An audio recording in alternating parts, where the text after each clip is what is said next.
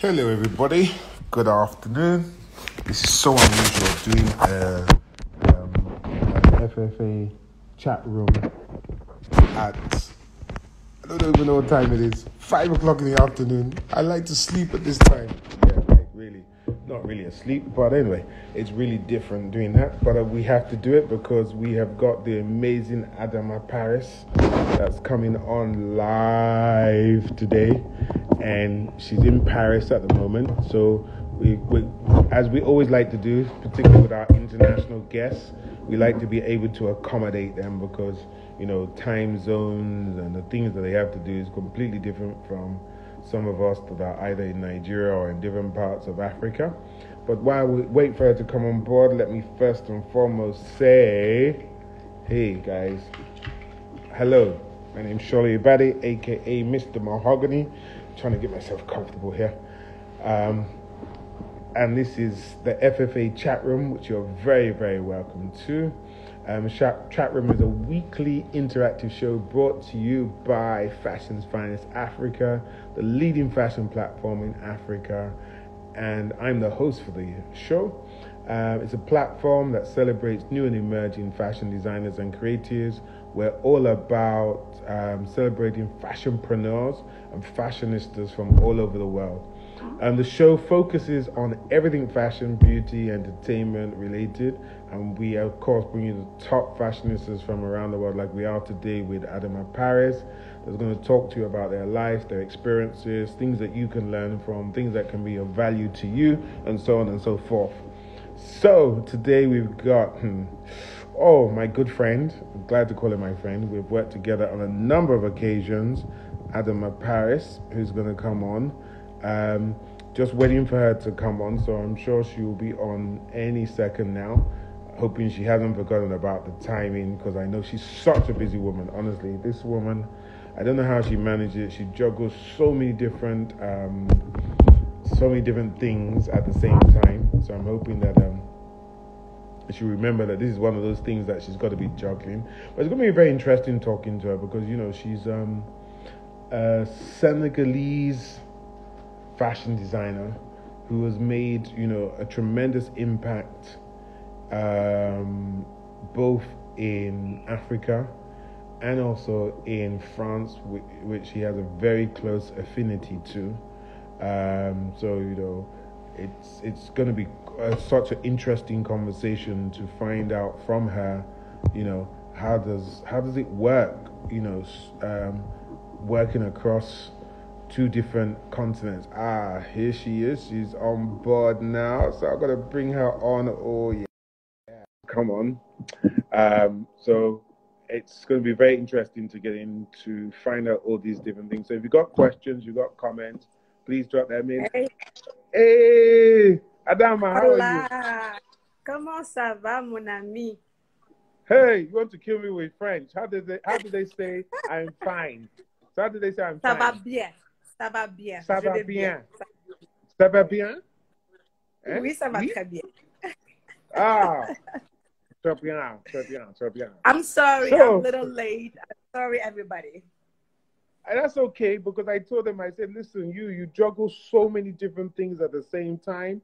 So I know that. Right now I'm at the studio. I'm working. You see, I know it. I told them, you see, this is you. I mean, I in my introduction, which you would have missed, I said, listen, this woman is doing so many different things at the same time. So the likelihood is that she's thinking, oh my God, I got to do this, I got to do this, I got to do this. And then, oh my God, I got to go into IG.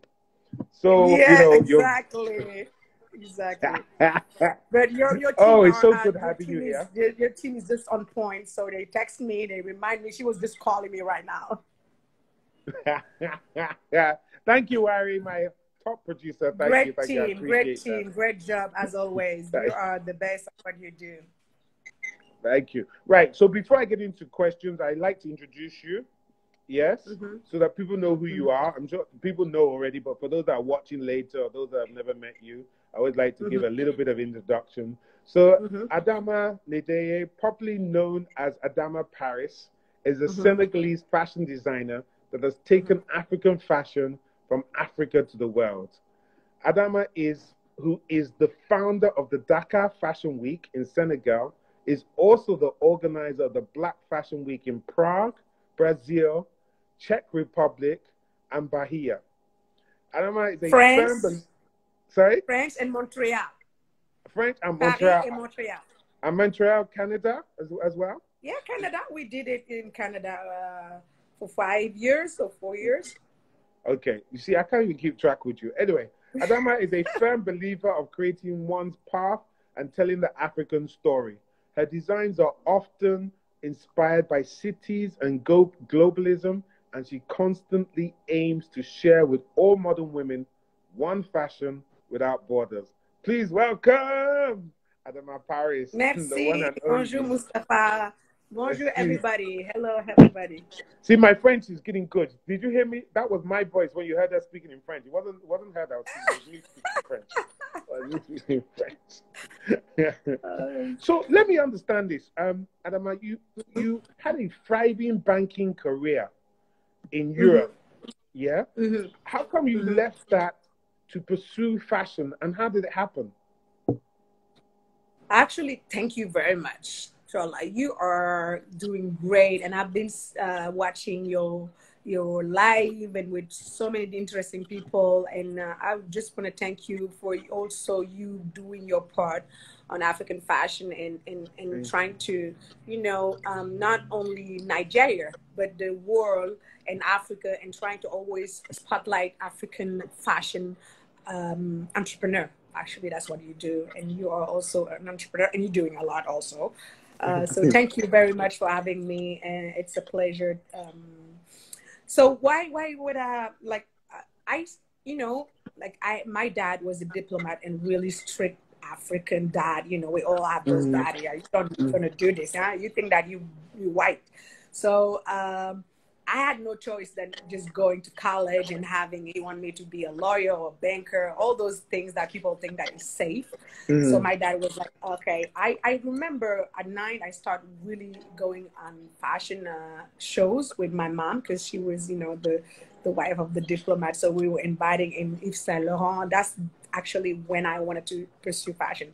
But my dad was like, So I had to deal with him. Once you finish and you finish, you're gonna go do your fashion. But he thought that it was just a hobby, that I will just, eventually come back to good sense. That's what he was saying. And that's why, I studied really quick. And people were like, oh, she's brilliant. She's really good at this. I was not necessarily, but I had a goal. I wanted to do fashion. So, I had just to go and do quick the study that my dad wanted and go to fashion. That's actually why I didn't, if I had a choice, it was like I was going to do a big fashion school or something, but my dad was no. And at that time, he was paying everything for me. So I just, besides just like respecting your dad, as African, I thought that, if I had the money, I would like go. But, I was in this house, like you would say, you're in my house. That's right. And I'm paying your rent, your food, even the water you drink is mine. So I had no choice.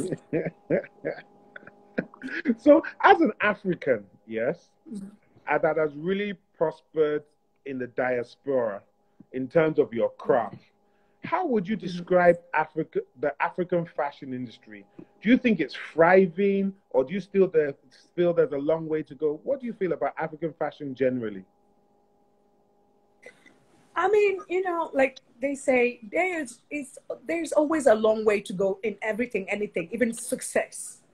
I think I tend to think that, sky's only not even the limit. So you can be really successful and also really want like to shine brighter. So I think that we are not where we were like when I started 18 years ago. It's just a tremendous change. Everything is really bright, colorful, and so dynamic. So I won't say that there is a long way to go. We are doing our part, but like every other things, you want to always do better, bolder, stronger, like higher. So I think that we are doing really great, especially these past 5 years. African fashion been really in everybody's mouth. honestly, from all the continent. Okay, but so you, for instance, now you've showcased in South Africa, you've showcased in Nigeria, I'm sure you've been to Ghana. There's been so many countries around the continent that you have showcased in and been as one of our top designers in Africa. When you go to all of these countries, what do you see? Do you just see, do you just go there and see, well, they invited me, I've come for a show, that's a show? Or do you see that there's growth? Because sometimes you might go to Nigeria for instance, for you, I know that you might have come to Nigeria in 2006, then again, you might come in 2012. Do you see any progression? Or as you're going to these countries, is it different? Explain to us, give us some insight as to your views of the first fashion time around I Africa. came to Nigeria as a fashion designer, it was the first Arise ever. You know, it was back in the day, like maybe 10 years ago. 2006. Yeah, that's and, right. Yeah, you remember. And after I come for what is that called, GT Bank, and after I came for Lagos Fashion Week. But every time I come to Nigeria, something really, it's like the growth and the fashion, it's so fast, it's so furious and so great. I am amazed by Nigeria.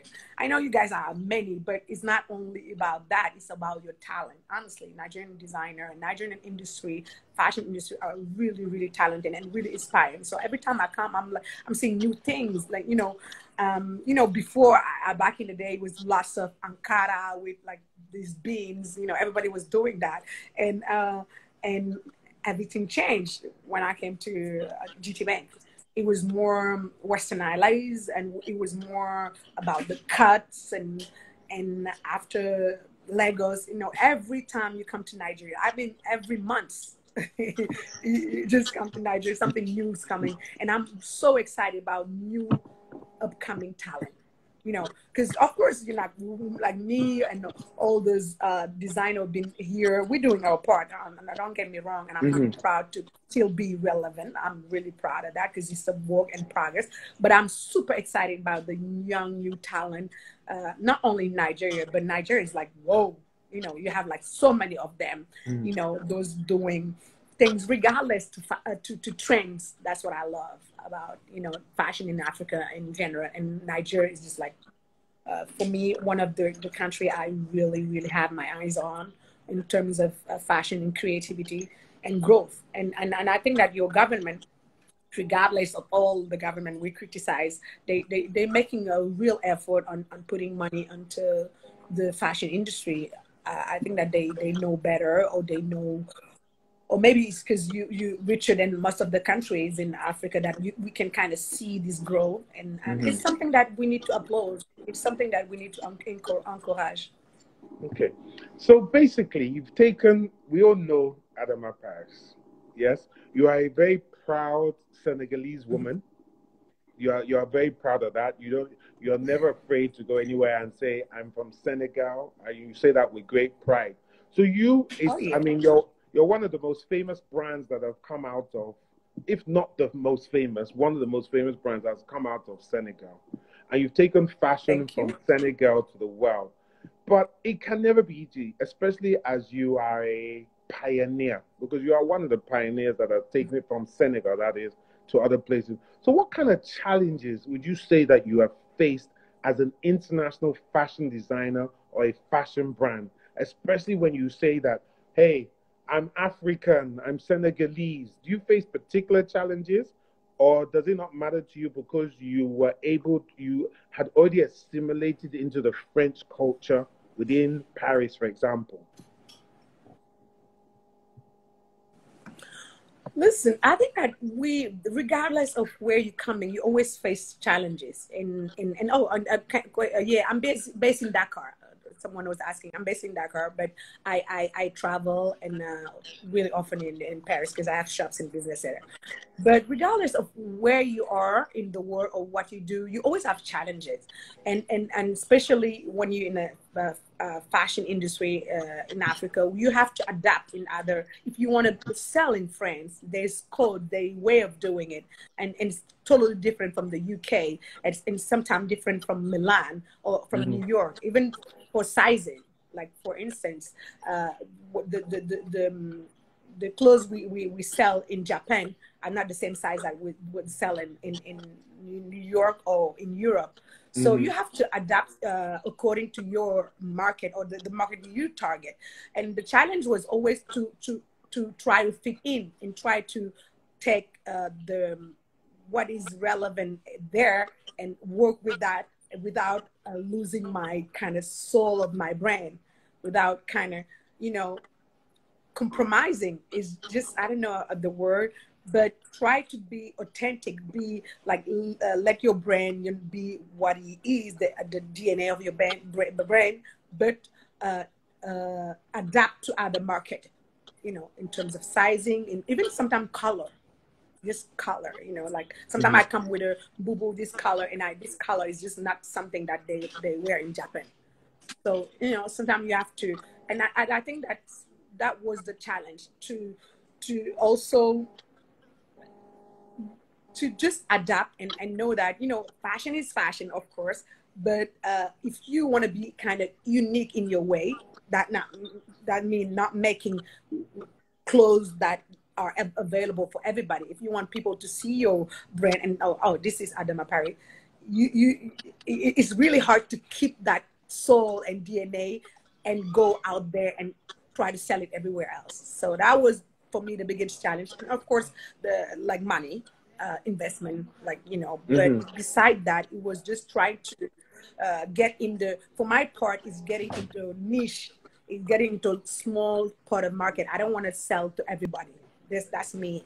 That's our brand is we dedicated to slow fashion and sustainable fashion. So my goal is not selling to Saks or to Macy's or to Bon Marché, to all the big you know fashion retail. My is going to little boutiques and niche, because that's what I do. And that's because I don't want to, even if tomorrow we turn down a really big order from Galerie Lafayette, not because we were not happy, but because I don't want to spend my time on making 1,000 clothes, 1,000 jeans, or 1,000 boo-boo.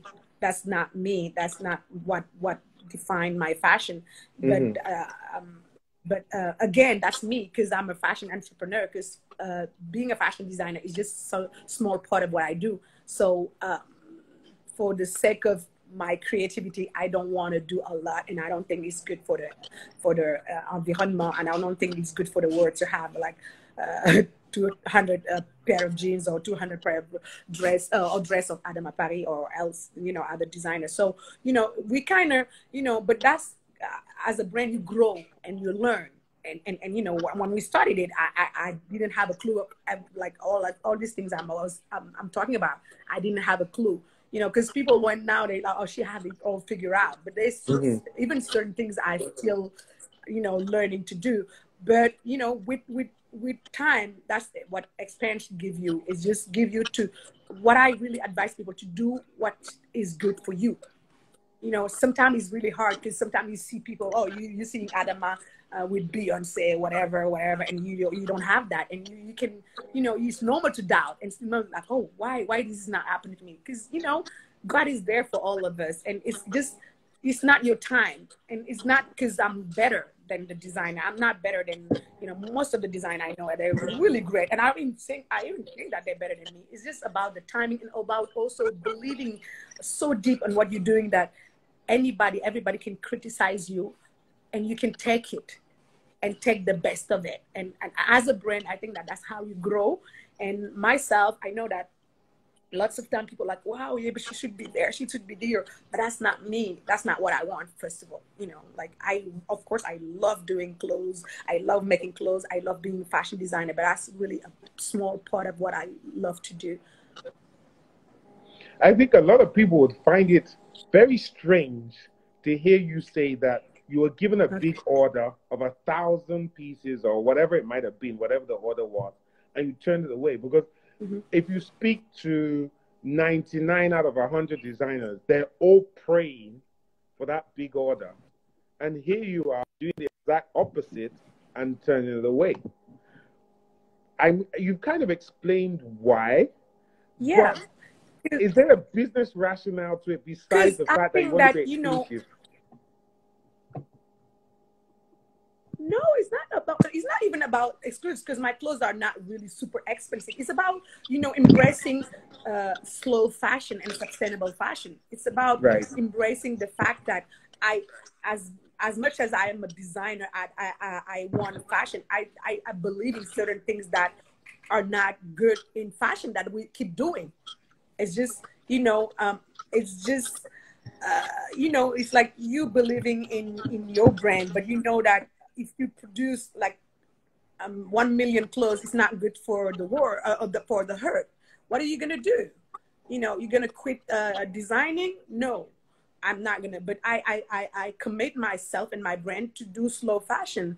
That means to, you know, like if I do a collection of I'm not doing collection of 60 pieces or stuff like that. I don't do that. I think that is not, you know, there's no interest of doing that. I do maybe 20 pieces, 50 pieces, and I am committed to not make like 100,000 of each of them, because that's what is fashion. If you want to be, you know, like the success that the Occident or Europe say that this is how fashion works. Yeah. But the thing is, like, I don't want my fashion to work that like that. And that's why actually, and yeah, it's right, quality over quantity. And that's why also as an entrepreneur, I kind of grow and I create all the things I need for my fashion. Because if I were, now I can do that. I can turn Galerie Lafayette or Saks, because I have other businesses that make me, give me money. And I have shops that sell my clothes. So if Saks wear or whatever, I, you know, if I have other shops sell my clothes, it's fine. But if not, I already make her, you know, I kind of like, I'm trying to create this empire of mine, of people also who vision fashion like me. Just, you know, like, hey, you go to Senegal, you're gonna see me, you're gonna see I don't know, other designers, but you know, on each pieces you're gonna only have maybe 6 or 7 of them.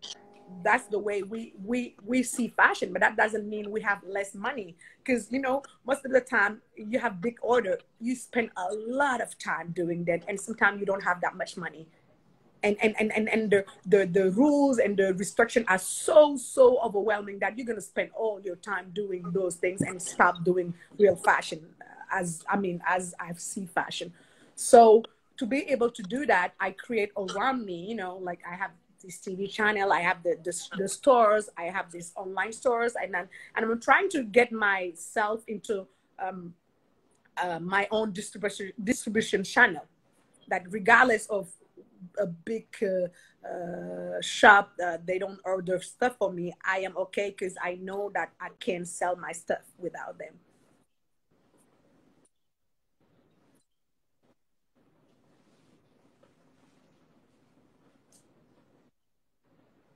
Hello? I can't hear you. Okay, I'm gonna keep talking because I can't hear you. Hi. I'm back. I'm Hey, back. I don't know you're what back. happened, but I'm back. I don't know. I think it's my end. So I'm going to, please accept my apologies. I believe it's my end that caused the problem. Don't have to what's going on.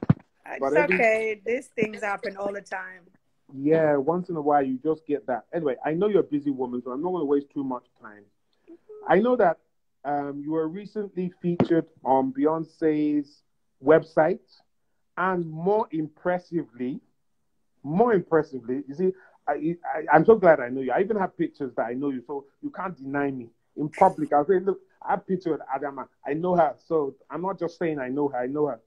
We know Your each clothes other were from worn. way back, before even GT Bang. We met in Yes, London. You come to Dakar. that's right. Oh my Way guy. back.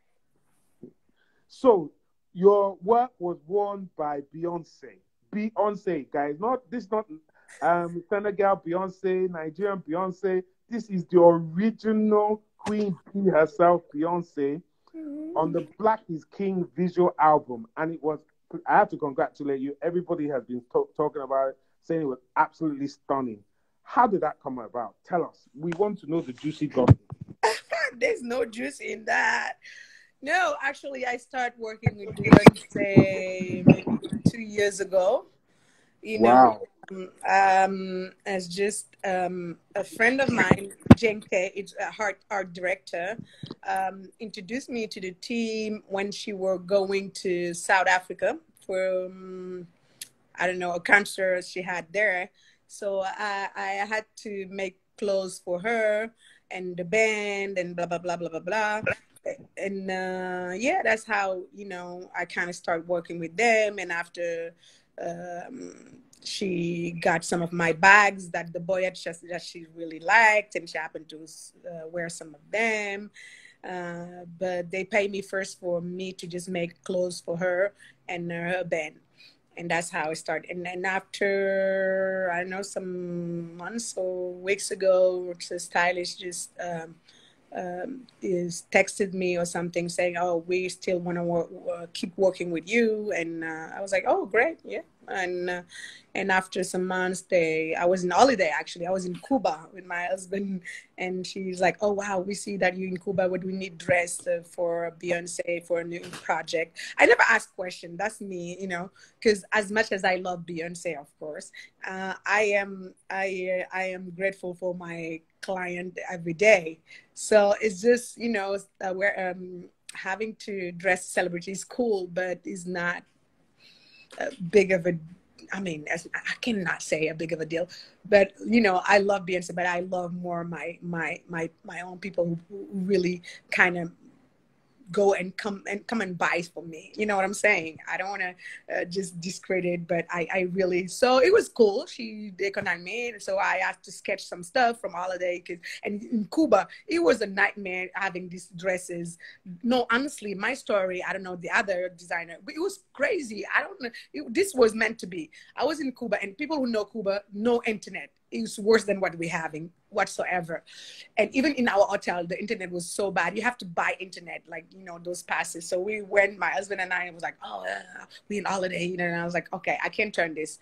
So we were going to the hotel in La Havana and sit in the lobby so I can send my sketches to Zarina, the head stylist. And she's like, no, yes, you're nurse, because it was just not only this dress, it was like 2 or 3 dresses. So like this for 2 or 3 days. So it's kind of ruined like 4 days of my holidays. And after send it back to the atelier and have my chief atelier there, and basically just having 4 to 5 hours WhatsApp and Zoom with the atelier. It was a nightmare.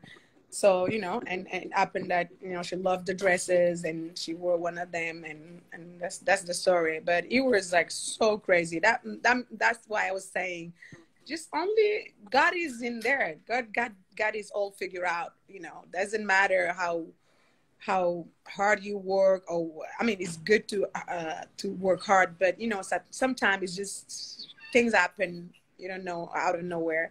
But I'm grateful, and I'm really happy, and I can thank them to choose me as one of their designer. And so that was the story. You see how she's so cool, guys. Are you seeing how she's so cool about it? Oh, it was just Beyonce. It was no big deal.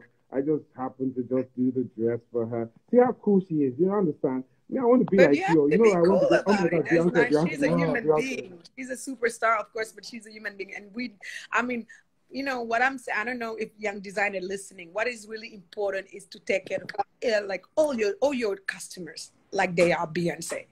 Because at the end of the day, Beyonce is not making, she's not the one who is making my business work. And I just want people to know that, and she knows it, and I know it. Everybody knows it. That not doesn't mean I'm not grateful for what happened. That means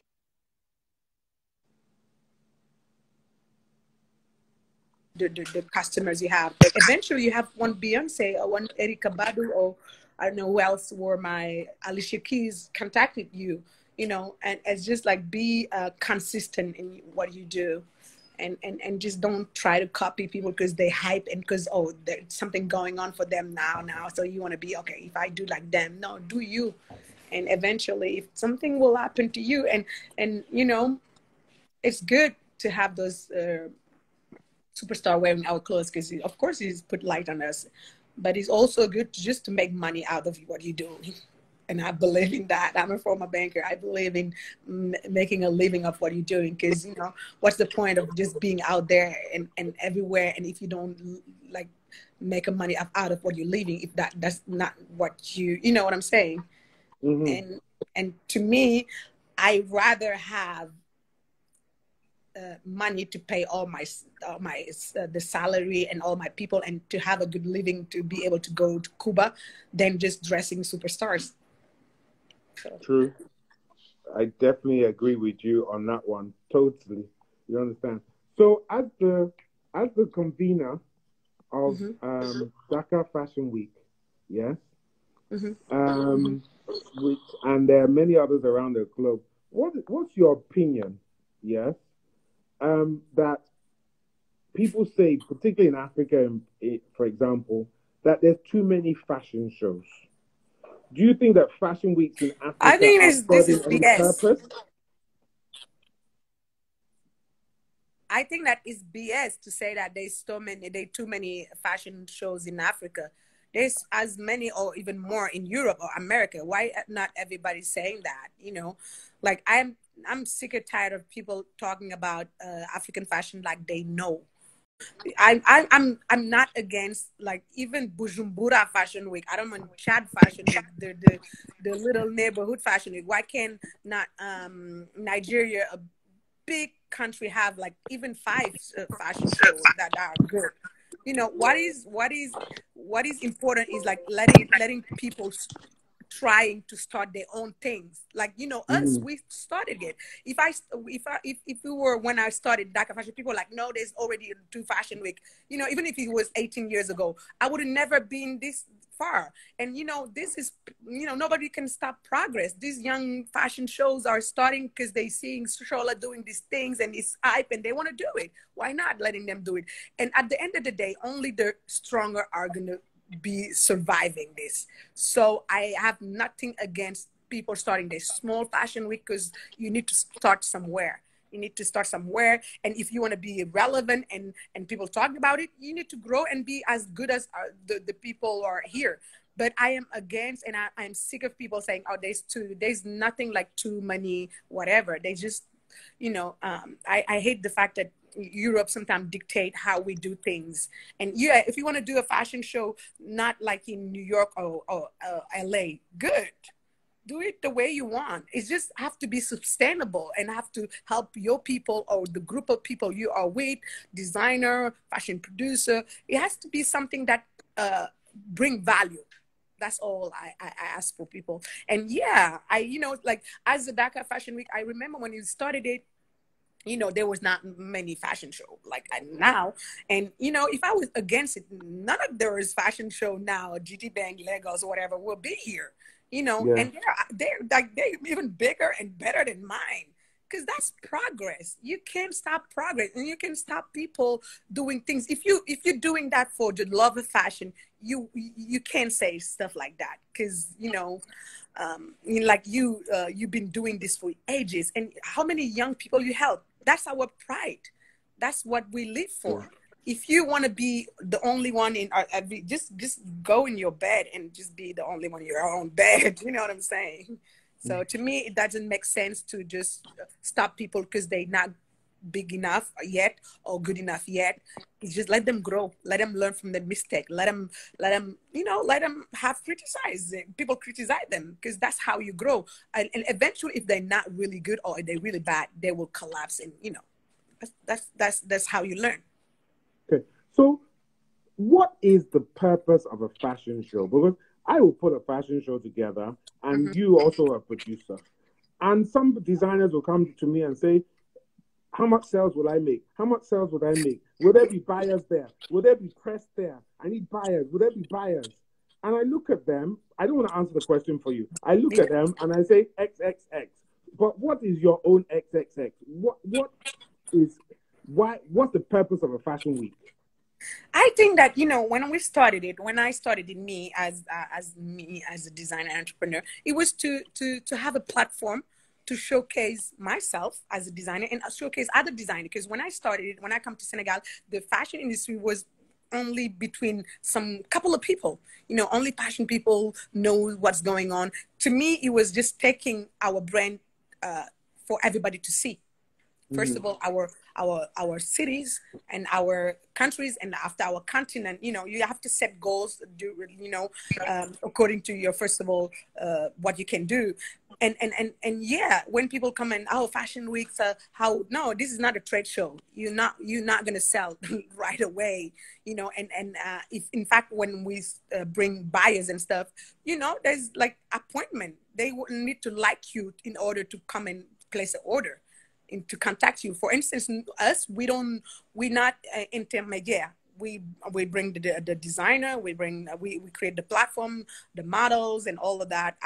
You know, the designer only bring the clothes. We create the whole environment in around, but we can't guarantee that the press we bring are going to talk about you if they don't like you, even if you as good as you think, or if they don't like you. We just bring people from the fashion industry. And lately we've been trying to invite African press. Like, you know, when we started, we did all the tempting, invited Vogue, Elle, whatever. But now I'm over that. I just invite African press. Agree. No, it's just like, cause you know, it's normal. It's a journey. I don't need no validation. I don't want no validation anymore. You know, when you started, you know, you're starting it, and it's just, you make a mistake and you learn. It's not even mistake, but now I grow into something else, and into this lady or this woman that, like, you know, is made in Africa, made by African, is all African. I'm African power. I don't care if it's not someone else's opinion. This is me. So I invite African press, I invite African buyers, and they're just there. So designer XZA, if they like you, we put them in contact. Even before you come, we have your biography. We send them every information they need in order to just, you know, contact you. But at the end of the day, I don't, like, fashion show is not a trade show, so you're not gonna sell right away. That's It's right. not. If you wanna sell, go do some trade show. Go do, I don't know, Vegas or Pret-à-Porter Paris, but it's two different things. And as a designer, when you present your work as in a fashion show, it's just for people to see it out there, to get press, most of the time, to get lots of press, to get also people who are in there, which is not like, which is like this amount of people that you can reach, because now you have the internet, you have, you know, your show, the bloggers, everybody. You want your show to be the best you can. So in order to get out there, and in order to have people contacting you, buyers or shops or even individual, to just buy your clothes.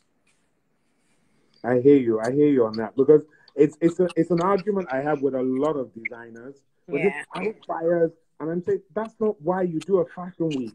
Yeah. You know, it's about, most of your orders may not even come for 6 months down the line, when somebody will come back to you. Sometimes about brand awareness. But I'm hearing, and let me know if this is true or not, that Yeah. you're planning to do Dakar Fashion Week virtually this year. Is that right? Yeah. Okay, so that brings me on to a nice question. Perfect. Yeah. What do you think about what's been going around? There's been a number of articles, a number of conversations and chats have been going out that imply that virtual fashion shows Yeah. are not worth it. They're not doing as good as the physical counterparts. Yeah. I mean, you have some fashion brands that are starting to go back to holding physical shows again. Even London Fashion Week is going to have a part physical, Yeah. part virtual show. Yeah. What are your thoughts on this? Oh, our show is gonna be hybrid. First one is gonna be like one thing I love the hype of all there's the digital and the avatar, but I am from the old school, so I love helping models as much as I love helping physical model, real model. So I'm not saying I'm not going to do a show with avatar and stuff, but our show is going to be digital, and of course you have the anyway. First of all, we're going to do it in outside of Dakar. in the middle of nowhere, because now Wow. we can do it because we don't need attendee. We do not need a public. We don't need that. So we can really do some crazy stuff that you cannot do because you have people, you're expecting people. And I truly think an example that digital is worth it is like during the start of the pandemic, we did these little things just for fun. The quarantine fashion show, just sending clothes to the model at their home, and they're filming themselves or their mom filming them, and we just edit everything. It was a great and a lot of success for all of us. And during these 2 or 3 months that everybody was at home not selling, we sold, just because Wow. people were able to see our show in Instagram. And we had BBC feature us. We had CNN, France 24 showing that, because it was something new and nobody thought about it. And we had people calling us, okay, I want this. It's a new way to get order. Like what I tell people is they need to not put themselves in the box in a way. Just every time you have some issue, just try to find a solution. There's nothing that can have a solution. Even it's just, that's, as an entrepreneur, and it's not even a fashion designer, it's just as an entrepreneur, you need to come up with solution of your own problem. That's why I always tell, let's not copy UK or French or whatever. Let's try to see what works for us, because maybe our target or our network or our market is not the same. So you cannot copy something that is not you. So I'm sorry, see, it's like I need to talk closer to my mic. Okay, talking closer to my mic. Is that okay? So yeah, for me, digital is of course is going to be part of our life as a fashion producers, as a fashion and that's how as a producer I come up with this idea. Not staying like 3 months without doing anything, but I believe in real and people, so I really advocate for us to still use those models, because it's going to be hard on them if you're going to collapse if all of us we're not helping each other. You know what I'm saying? But can I ask you a question? Okay, so let's look at this virtual. All right. Mm-hmm. If Mm-hmm. I'm a buyer, let's just pretend I'm a buyer now, or Mm-hmm. even Mm-hmm. I'm one of your regular customers, or how do I see the flow of a garment? How do I touch the texture of the garment when I'm looking at it on television? Listen, that's the new challenge. And that's, and honestly, it's not only of the pandemic, because, we've been selling online for years, and selling online for African designer was really what put us out there. And, just think about it as someone going and buying your clothes from your website. You know what I'm saying? Just, it's just certain people, not maybe you and I, because we old school, and, and because we love that touch and that feeling at, because that's what we do and that's who we are. But basically, for years, like for these past 10 years, African fashion been sold on the internet. It's just exactly the same. People cannot see your clothes, but they, if you have, actually, this is the area of good pictures and good presentation. That's what matters. I know some designer, they really not good designer, but they are so good on making nice picture of the outfit. And, you're like, wow, I'm going to buy it. And that's the thing now. We need to get into that. We need to get into, great presentation, because now we might not have Adama or Shola helping us produce a show and having buyers coming, because people are really, really, really afraid to get outside of their house. So I think that you just need to think about it as buying online. Well, I mean, I think you make a very good point about the online, because if we look at ASOS, we look at things like what Amazon is doing, we look at a number of clothing websites out there. They've been selling online, and they don't do fashion shows. Yeah. And they're selling literally Presentation is non-stop. everything.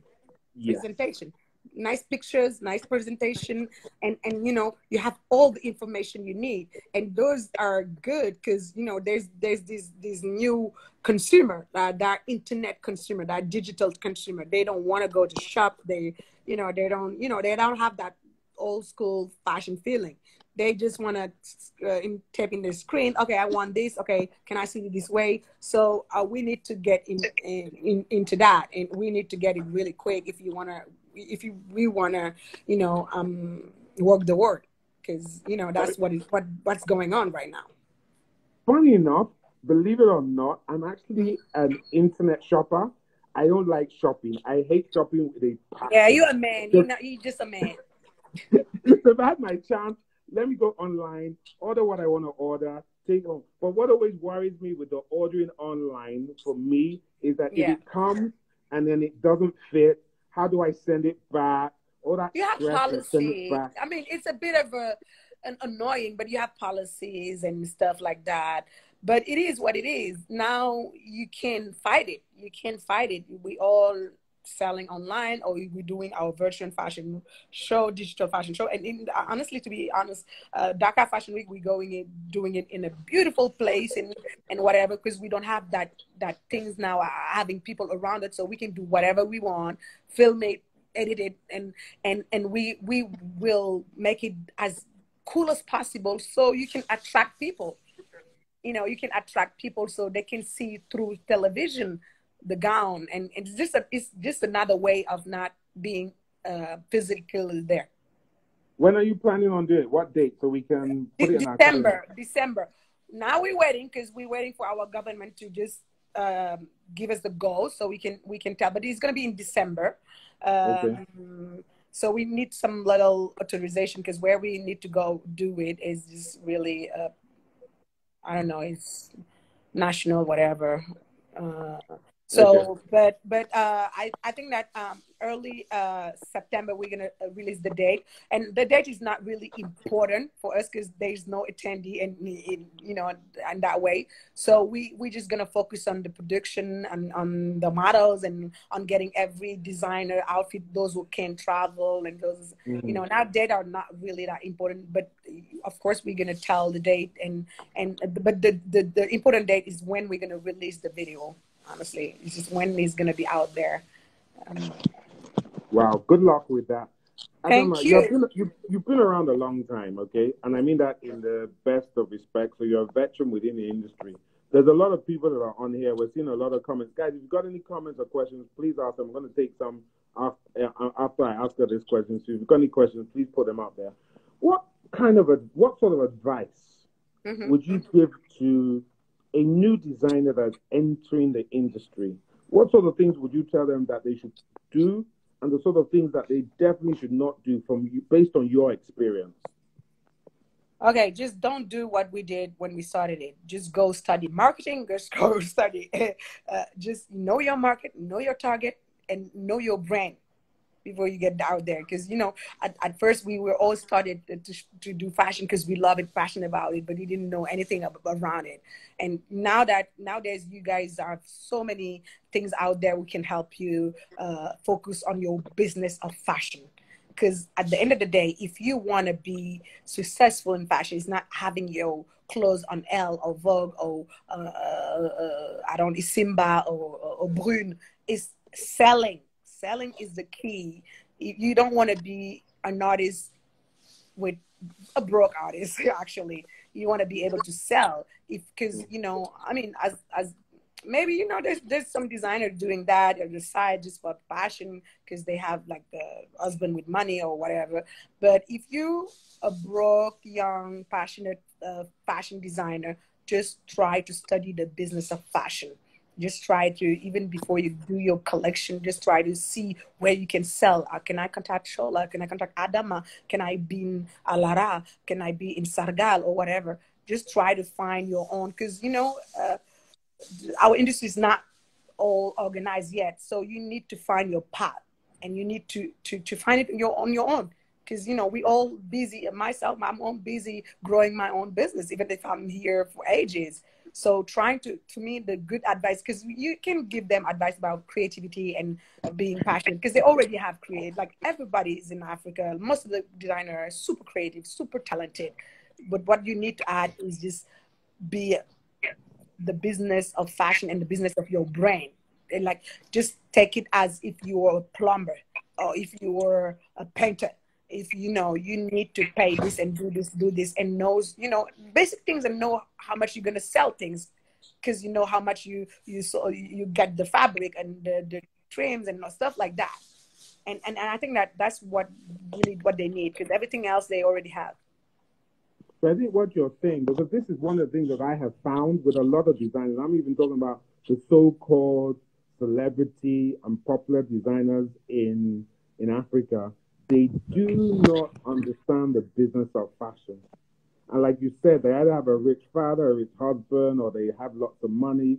So you see that they will have a store or whatever, which is worth, I don't know, $10,000 a year in rent. They pay generator, pay this, pay that. So their cost of $50,000 every year, but they're only selling $30,000.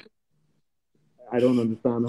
I don't understand. No, good for them. I mean, if they're rich enough to just do things because they want to do it, I mean, good for them. It's not our case. So we need to generate money. And I'm talking about those broke, passionate designers who want to make a living out of this. They need Adama, to do as you say that's good for them. You see, I think a little bit of an argument I'll have with you on that one is this. Yeah. I'm a new, young, and up-and-coming designer. Mm-hmm. The people I'm looking towards as my inspiration, my mentors, people that I want to be like, are the Adama Parises and the other popular designers out there. I see their celebrity lifestyle. I see them on fashion weeks. I see them traveling around the world. That's who I inspire to be like. However, if I don't know their backstory, I will try to emulate them.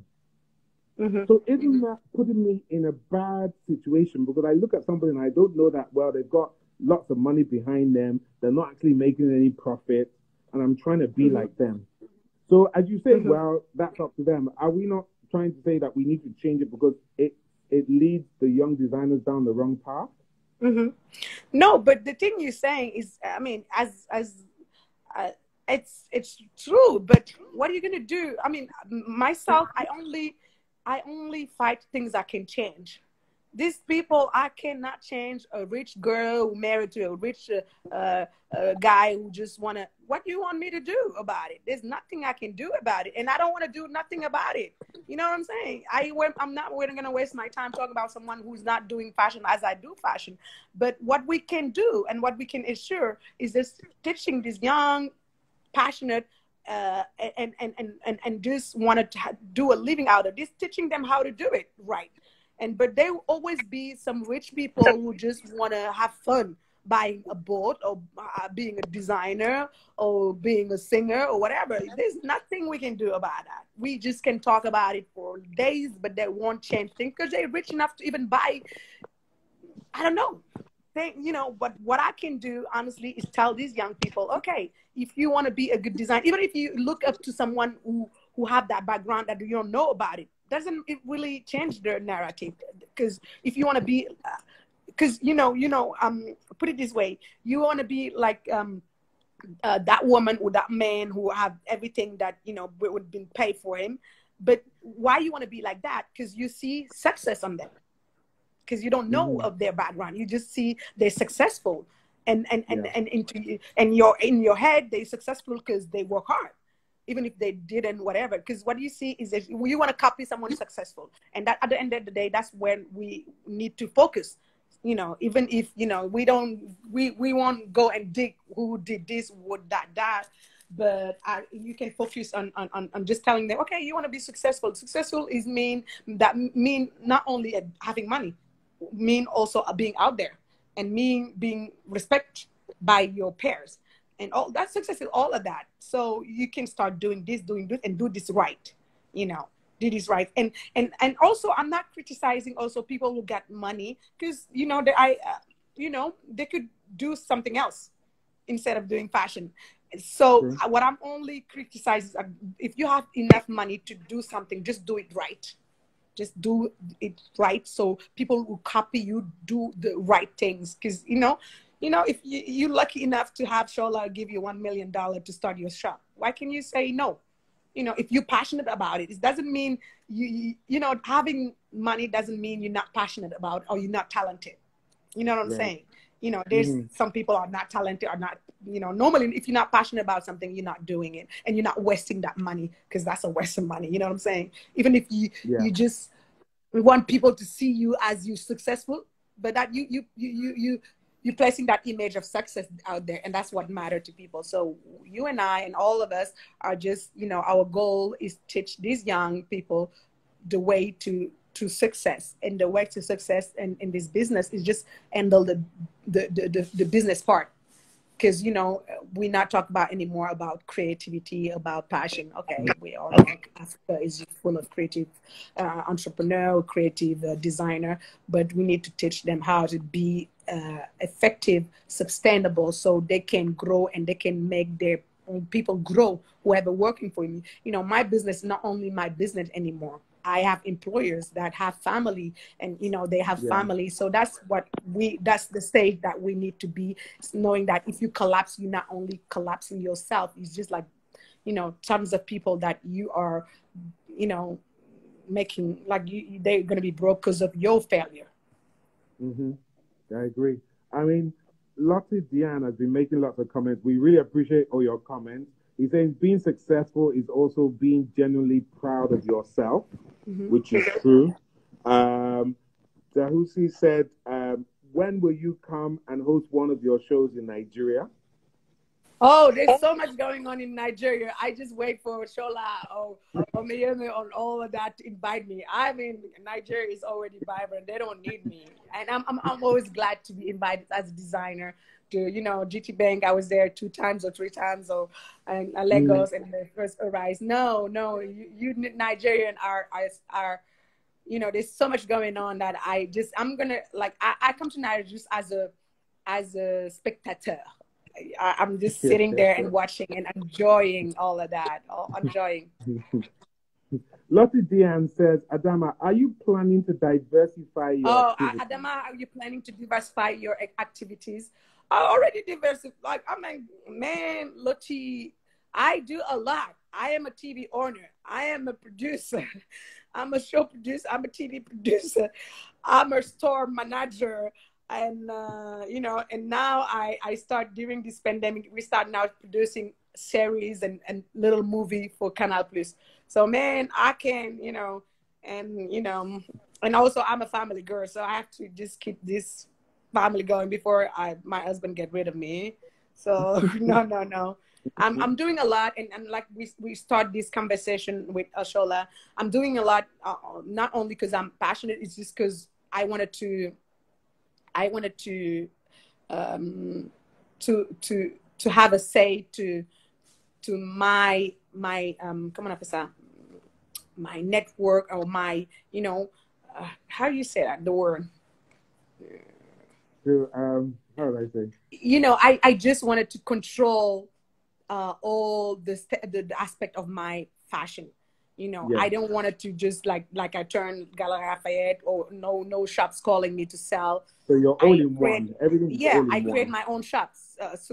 And anyway, if nobody call me, or if nobody get me in their shop, I own my own shop. I create my own TV because I can showcase my own design, because people from control of your destiny, basically. Exactly. I'm trying to create things that I need as an entrepreneur, and to kind of build an empire and control my narrative, because, you know, at the end of the day, that's the goal for me now, to control my narrative, to control what I do, and even if it's small, it doesn't matter the size. That, you know, like I said, and people can be, oh, she's talking about Beyonce. I'm so grateful for whatever happened to me, but what I'm most grateful of now is just what I create. And what I kind of, you know, it started with only my dream, and now it's our dream. And I have, like, you know, like more than 50 people working for me, and that's a blessing. That's more than I will ever dream of. And to have those people have other people working for them, this is how you grow business, and how you grow an industry. If, you know, all of us just create instead of, you know, getting into France or UK and bringing stuff and them selling our stuff. We need to grow in in Africa first before we can, go elsewhere. And we need to create, people. One girl, she's a student, like in UK, something. Interview me. Sometimes I just agree to have this student because they need that for their whatever. She's like, yeah, but it's so hard to find data on fabric in Africa. Everything we have is just like French, whatever. I was like, but create it. Why are you talking? I have to create so many things. If you want data, go to Africa. Spend 2 months, internship. Go and check all the fabric you have. Just put it out there in the net. Everything you see in the internet, people put it in there. Why can't you just do it? You know what I'm saying? Mm-hmm. So that's the goal is not having these young people always trying to find things, elsewhere. Create it. If you need it and you don't find it out there, create it. You'll be the first, and that's a good feeling.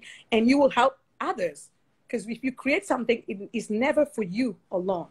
So that's kind of my message. Okay. So finally, you kind of given your message, but I just want you to say anything you want to say to the people that are listening to you. And trust me, there's people from literally all around the world. When I'm looking at all the different places here, say whatever you want to say, whether it's advice, you just want to say what you're up to, what you're not up to, anything. Just it's an open house for you now. Okay, so what I'm first gonna say, because lots of people listen to me talk, okay, that's easy because she has money. No, I started broke, like broke. My parents didn't want me to have anything to do with fashion, so I had to go work in the bank to get my money, my own money. I said, like literally for Dakar Fashion Week, I did like 3 edition or 2 or 4 edition with my own money. Mm-hmm. If you don't invest in yourself, nobody will invest on you. That's my first things. If you like, oh, I'm waiting to have money, so I don't have money, that's why I'm not doing this. But you have I don't know, 1,000 that you order a pair of shoes or a pair of Gucci or Dior, but you're not ready to put that money on your own business, even if you know you're gonna fail. That's what I'm saying to young people in Africa. Just don't be afraid to work, to go do, I don't know, laundry, to buy fish, sell fish, do whatever it takes, if it's a good thing, to just put your own money on your own businesses. Like now I have this scholarship, I'm helping designers. I put money on them and whatever, but my final decision, if I see that you started, I can help you. But if you're waiting for people to help you, I'm never going to invest on someone who never put a dime on his own business. So that's basically, we're going to end up with the business part, because that's really important. Because at the end of the day, that's why and how you're going to grow. Because, Shola and I, we've seen so many designers, and where are they now? Bim, boom, boom, ciao, bye. And right. If you really want to, and it's not about being relevant. I mean, I'm glad I'm working really hard to still be relevant, even if I'm in the game for a long time, because that's also a challenge. But my goal is just making value, making money for myself, for my people, for all these people working for me, making it sustainable and making it something that we can carry on for years to years. I mean, 20 years, 13, maybe, it's just have to start with. But if you can put your own money on your own business, I don't care about the business. It's just, you don't worth being helped. Is that it? Yeah, merci. And merci, everybody. Thank you. I have to go. These people are waiting for me. Yes, I know. That's why we're going to say bye now. That's why I was saying that was your final one. Thank you so much for having me. And thank you for what you're doing. And we can't wait to have you in Dakar. Thank you. I'm waiting to come next show. Thank you. He's been texting a lot. Thank you, Lochijan. Yes. Next full show you do, I'm coming. Reserve my seat. I'm coming to sit down there. I want to watch the show and have fun. That's what I want. I've been saying for a while that I need to come and sit down at your show. Yeah, one year you were like, I'm coming, and we didn't see you. No, we're still waiting for you. And that Senegal love you. I have to come back. So I will be coming back. Take good care of yourself. Please stay safe. COVID. Hi, Brooklyn people. Bye, people. Bye, my Niger people. Au revoir. Merci. All right. Bye. Bye. Wow, guys, that was a great show with Adama Paris. Very busy woman, so we really appreciate everything that she has done in terms of taking out time to be with us and to watch the show. Please put your thumbs up and love heart so that she can see it if she watches it later. Say thank you for whatever she did. Wari that does French. I thought you were going to do all the translation of all the French stuff that was being written, but you didn't do it. So you come back and give me your versions later. Lotijan, thank you very much. You were contributing from the beginning to the end. I appreciate your comments about doing a great job. I'm hoping things are going well for you as well. Adama Paris, great things, great mentor. If you want to find out anything about her, either Google her or go to her Instagram page, send her a DM, direct message. I'm sure she'll get back to you at some point, maybe not straight away. Guys, thank you for coming on board the Fashion Finance, Fashion Finance Africa, the chat room.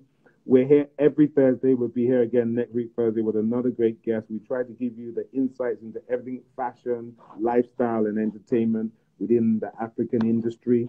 And we bring you Africans from across the continent as well as from across the world, like we brought you Adama Paris today, who's actually in Paris at the moment. She's in France at the moment. And we appreciate her taking time out to spend well over an hour with us. So guys, be safe. Practice social distancing, wear your mask, and we'll see you again very soon. Thank you for being with us, and good night.